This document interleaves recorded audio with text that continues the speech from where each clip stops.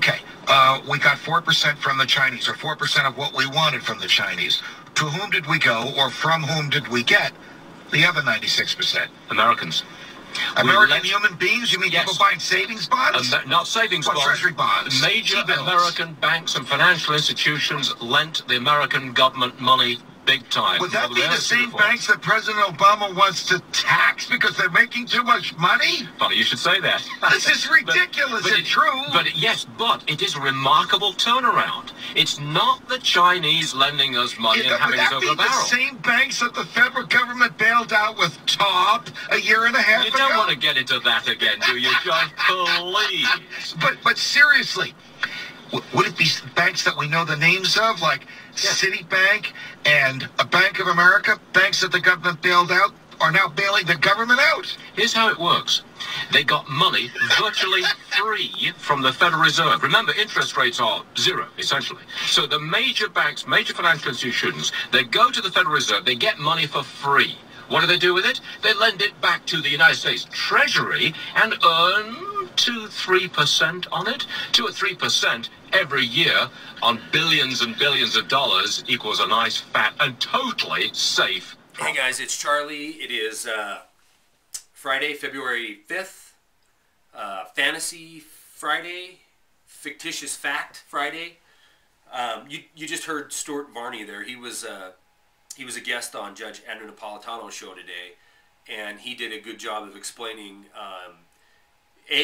that China only came to the plate and bought 4% of our debt that we issued last year, and how a big chunk of it came from you and I, vis-a-vis the Federal Reserve, free money to the banks who turn around and lend it to the Treasury at a guaranteed rate. And why on earth wouldn't they? Do you think they want to put their good, hard-earned, free money into the economy? Huh, are you kidding me? With the shaky ground that it's on, it's a guaranteed loser. So give it to the Treasury, collect your guaranteed 3%, and collect your big fat bonuses, and that's exactly what happened. You know. So onto the fictitious part of the day. Obviously, it was the 9.7% unemployment rate, the U3 rate that our government put out today. I even heard our president come on television and say he's cautiously optimistic on the numbers that came out. So when you look at it, even the mainstream media took this number with a grain of salt. They said, look, we've had, it went to 9.7%, but the government has taken, or the BLS has taken millions of people and put them into a different column. So they don't count as unemployed anymore. And here's a little sampling of that. 2.5 million people are moved to the marginally in workforce column, an increase of 409,000 over this time last year. Out of that, 1.1 million are considered discouraged workers, people who have stopped looking because for the last 4 weeks because they just can't find a job. That number's up 734,000 over this time last year. And, you know, the number that really stands out to me, which was on the weekly report, was the people who were on emergency unemployment benefits. It rose 281,000 over last week to 5.6 million. This time last year, you know, we were well in the recession. We only had 1.8 million on emergency unemployment benefits. And I personally know, you know, at least a half a dozen people who are getting close to that 90-week area of unemployment benefits. And as it stands now, I believe it's 99 weeks. You're done. There's nothing there for you. But don't worry about it, because Congress is working hard on your behalf to pass Stimulus 4.0, or whatever they're calling it, Jobs Bill, which will do nothing of the kind. It'll be as large a failure, or if not worse, than the last $787 billion special interest written piece of garbage failure legislation that we call stimulus. You know, and Ben Bernanke and Geithner and even the president are coming out saying the worst is behind us. It worked. The stimulus worked. Savior created. Blah, blah, blah. You've heard it all before. Why are they doing this? What's the reason? What do they gain?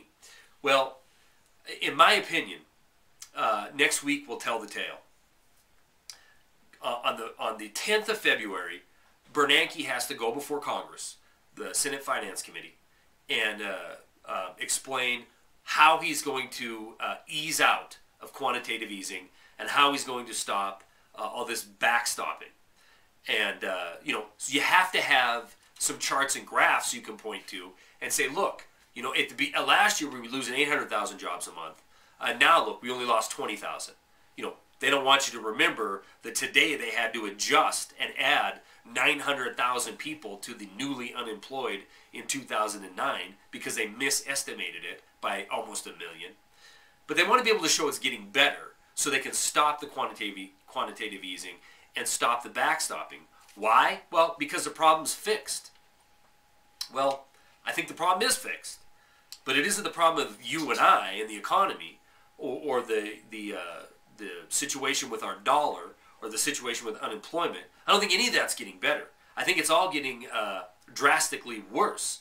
The problem that's fixed is the banksters are made whole. Their Ponzi schemes are now converted into public debt. So all these, in my opinion, criminal casino gamblers have managed in the last year to take, $1 quadrillion of toxicity out of their column and put it into our column. These people made millions upon millions of dollars in bonuses on the way up. Lloyd Blankfein, $67 million in 2007, $100 million in 2009, reportedly. They managed to make it all on the way up. At the top of it, when it crashed, they managed to take it out of their balance, off their balance sheet, and put it onto ours. And now, after a year, they can, let the economy fail. Who cares? They've made their money. They're whole. They're complete. They're rich beyond imagination. So now it's time to stop the game. And I guess we'll see next week if that's the case. So, anyway, I also wanted to let you know that tomorrow night I will be on Freedomizer Radio with Eric Lovely, probably for the whole 2 hours, from 5 o'clock Eastern Time to 7 o'clock Eastern Time. I'll put a link in the more info area.